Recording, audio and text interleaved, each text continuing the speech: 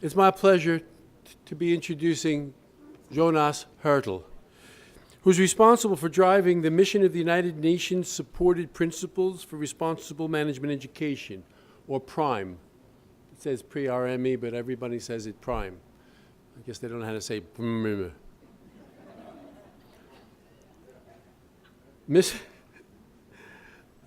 Which I believe that Jonas is going to talk more about in just a few moments, PRIME.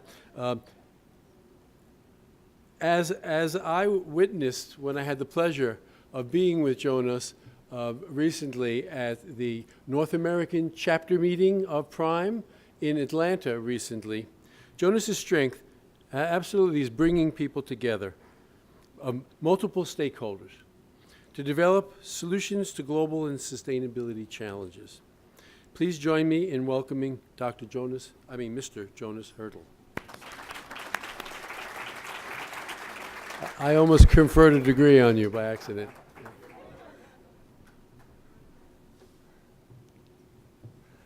Thank you very much, Joel. I think I'll take that title.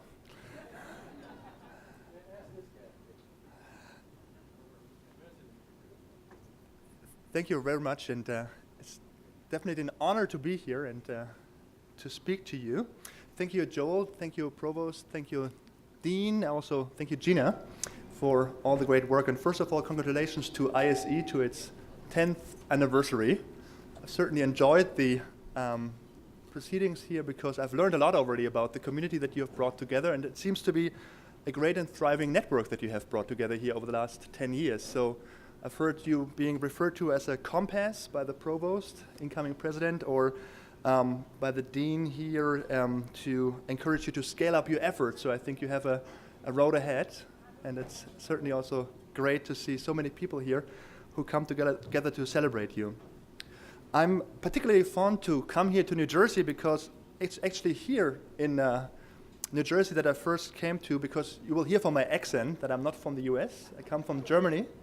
But about 12 years ago, I first came here on a Fulbright scholarship to join a global affairs program at nearby Rutgers. So I'm fond to be back here. I'm not so far away because I'm based with the UN in Manhattan, so it was just a train ride away tonight.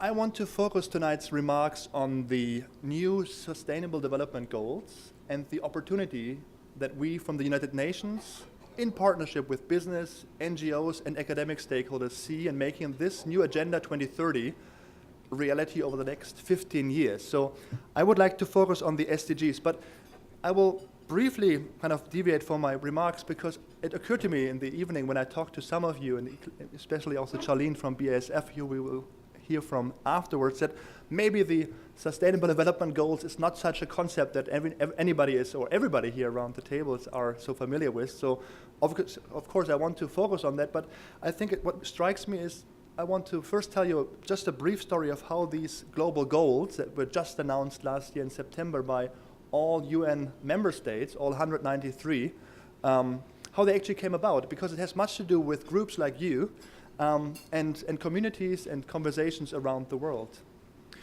Because when you go back to 2012, there was a meeting, a pretty big meeting in Rio in Brazil, where over 20,000 people convened for the Rio Earth Summit, 20 years after the original Earth Summit. And what was striking was not so much that governments had also convened at this meeting. This was, of course, important because the UN had called for it. But most importantly, I thought, and many of our stakeholders, business and academia, came to be participants as well, was the fact that there were over 20,000 people on the streets of Rio at this time for this couple of weeks. And they all had come up with really thriving and very exciting solutions around sustainability. And while the meeting itself had not so high-level outcomes, and many people were disappointed from the government side, there was, given so many different activities, there was one agreement among governments, and that was to create the Sustainable Development Goals. And that was the starting point in Rio in 2012. And 3 years later, in September 2015, so just a few months ago, the result is 17 goals, which millions, literally millions of people have been convening and discussing about over the course of the 3 years from 2012 to 2015. And we can quite rightly say it was probably the most global engagement process to come to an agreement on these 17 goals. So I won't show them to you here, but if you are on a smartphone and are willing to look them up, please look for the Sustainable Development Goals, because that's going to be the focus of my remarks here. I start out by saying this because I think the Sustainable Development Goals not only are an opportunity to see how different stakeholders can engage to create a global agenda, but also because the UN is quite honestly in need of the help of many stakeholders to make this agenda a reality. So I really want to use it also as a call on you in your respective responsibility as leaders in your organizations to think about how you can align with the Sustainable Development Goals. Particularly business, and I would also say business education has a very critical role to play in the process of transforming our economies, our societies, based on the agenda that the Sustainable Development Goals spell out. The SDGs open an enormous opportunity for business and academic institutions to be a force for good. But not only that, again, because it is impossible really to imagine from the side of the UN and from its member states to achieve the SDGs or the global goals without the help of many stakeholders, not least business and academic institutions. So I speak here tonight for two organizations. I work officially for the United Nations Global Compact and also for the PRIME initiative. And Joel, you were talking about PRME, why we are spelling it like PRME. We actually in our logo have a little I hidden in the M, so it's easier to pronounce it PRIME. So I'm going to speak about both initiatives and how we engage both business and business schools around the SDGs. For the United Nations Global Compact, our priority is to translate the SDGs in the years to come so that the SDGs become the framework for responsible business action and innovation everywhere. Especially here in the US, where we have a significant portion of our participants. As the Global Compact has grown over the last 16 years into the largest corporate sustainability initiative with over 8,000 companies worldwide, we have continued to see also very strong participation here in the US with close to 300 signatories, among them big brands like Bloomberg, Dow Chemical, General Motors, but also more close to home here, Mars, BASF, and Novartis. PRIME, on the other hand, or the Principles for Responsible Management Education, is the UN Global Compact's initiative for academic institutions with the mission to inspire and champion responsible management education, research, and thought leadership globally. Over 650 business schools worldwide are signatories to this initiative, and we are very proud to also count the Silberman College of Business here at FDU to one of these active signatories. There are a number of ways in which a strategy for engagement with one or more of these Sustainable Development Goals can bring value to business and also to academic institutions, I would argue. Let me first focus on the value to businesses. First, the SDGs, or the global goals, can help in identifying future business opportunities. The global goals, the SDGs, aim to redirect global public and private investment flows towards the challenges they represent. But on the flip side, you can see these all present business opportunities. In doing so, the global goals define growing markets and opportunities for companies that can deliver innovative solutions, products and services. Just for example, innovative technologies to increase energy efficiency or energy storage, green buildings and sustainable transportation will help to address one of the global goals on climate change action. Secondly, the SDGs can help to enhance the value of corporate sustainability, and that's obviously at the heart of ISE, what you promote, because we would argue while the business case for corporate sustainability is already well established, at least among some companies, the SDGs will strengthen the economic incentives for companies to use resources more efficiently and or to switch to more sustainable alternatives, as externalities will become increasingly internalized. Around the world, we can see that consumers are increasingly basing their purchasing decisions on their perception of a company's sustainability performance, and the SDGs, or the global goals, may further strengthen this trend. Thirdly, the SDGs can help to stabilize societies and markets, and that's obviously also one of the core objectives of the United Nations, because we would argue business cannot succeed in societies that fail. Investing in the achievement of the Sustainable Development Goals therefore supports the pillars of business success, including the existence of rule-based markets, transparent financial systems, and non-corrupt and well-governed institutions. Successful implementation of the SDGs will therefore help to, and that again aligns with some of the core UN objectives, to lift billions of people out of poverty. And we have seen with the previous framework, the Millennium Development Goals, great progress when many stakeholders came together.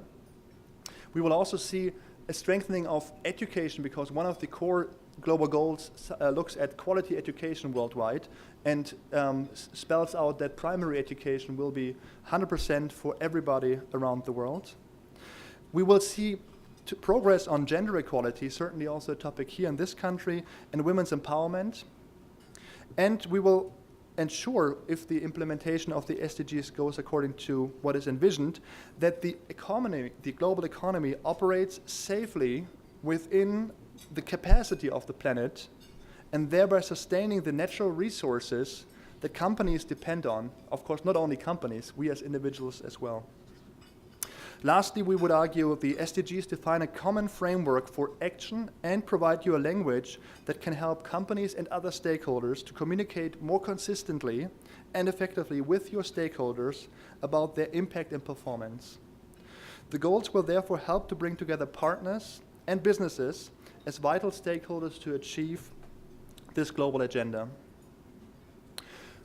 We, with the UN Global Compact, again with the 8,000 signatory companies and the more than 80 country networks, one of them here in the US as well, are setting out a multi-year strategy to create an SDG action plan so that on the country and on a regional basis, the SDGs become embedded in the local context. At its centerpiece is a new initiative called Local SDG Pioneers, and if you are feeling that you fulfill the criteria for this Local Pioneer Award, I would encourage you to look at our website to see how you can nominate yourself or peers. The winners of this competition will be awarded at our upcoming Leader Summit in June in New York at the UN. Let me turn, and that is also then in conclusion, what is the value for academic institutions, and again, specifically for business schools, of looking at the Sustainable Development Goals? I know that some of you here represent Fairleigh Dickinson University or the college, but some of you also are college students. And that's certainly a topic that's very dear and near to me, because I work around the world. We work with 650 business schools, more than 100 here in the US, that have signed up to this program, Principles for Responsible Management Education. And they all are at different levels, but I'm certainly encouraged to see what ISE and what the Silberman College is doing here. We recognize that there are three clear roles for you. I mean, this is not surprising. Obviously, first of all, through education, you can reach, your community of business schools can reach future business leaders. And so if you embed the Sustainable Development Goals into your curriculum, you can help to create and to the frameworks to develop globally responsible leaders that can commit to the necessary steps that companies and organizations will have to take in order to fulfill the Sustainable Development Goals. Secondly, impact-oriented research is certainly one thing we would like to see from business schools, and I think ISE seems to be a good example of that. And thirdly, in terms of thought leadership, that's certainly one thing where many stakeholders look to academic institutions. The importance for the SDGs can also be seen by other stakeholders, and I just want to refer to one. Just recently, just this week actually, AACSB International, which is the global biggest accreditation organization for business school, announced their new vision and mission statement. And it was nice to see that one of the drivers for business schools that they call for is for business schools to become enablers of global prosperity. And this association, AACSB International, now makes direct reference to the Sustainable Development Goals and encouraging business schools, all 1,400 member schools, to address and to encourage to implement that into the curriculum, research, and outreach. So in conclusion, the UN Global Compact and PRIME, or PRME, we in these two initiatives firmly believe that companies that do business responsible can find opportunities to innovate around sustainability, and that they will be the leaders of tomorrow. We, from the United Nations side, from the Global Compact, from the PRIME side, are committed to making sustainable business the new normal across the world and also here in the US. And of course, we want to invite you to join us on this journey. Thank you very much.